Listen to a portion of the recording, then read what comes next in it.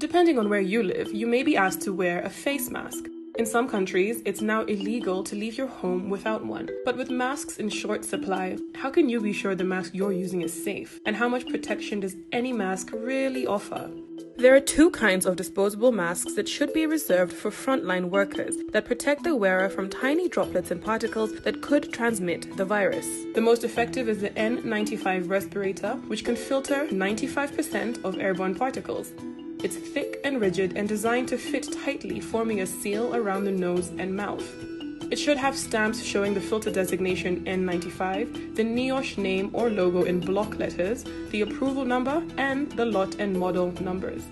Even if you have a real N95, bear in mind that it only works well if you have the right size for your face. They don't work so well on children and people with facial hair, and remember, they can only be worn once.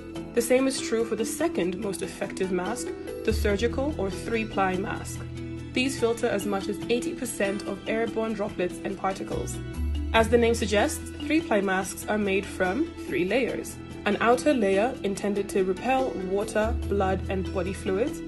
A middle layer designed to stop germs from entering or exiting the mask. And an inner layer intended to absorb water, sweat, and spit. And since both Three-Ply and N95 masks are in short supply, the World Health Organization says they should only be used by medical workers.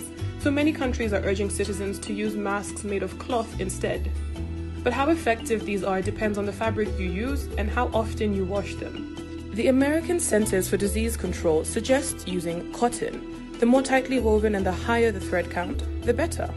Avoid fabrics that let too much light filter through when you hold them to the sun, and your mask will need to be at least 2 layers of fabric and have straps to hold it firmly in place, and it should cover your face from the top of your nose to below your chin. Experts recommend washing your mask after each use, so it's best to have one to wash and one to wear. Whatever mask you use, don't touch your face while using it, and once you've removed it, wash your hands with soap and water or use an alcohol-based rub. Above all, remember that wearing a mask does not make you invincible.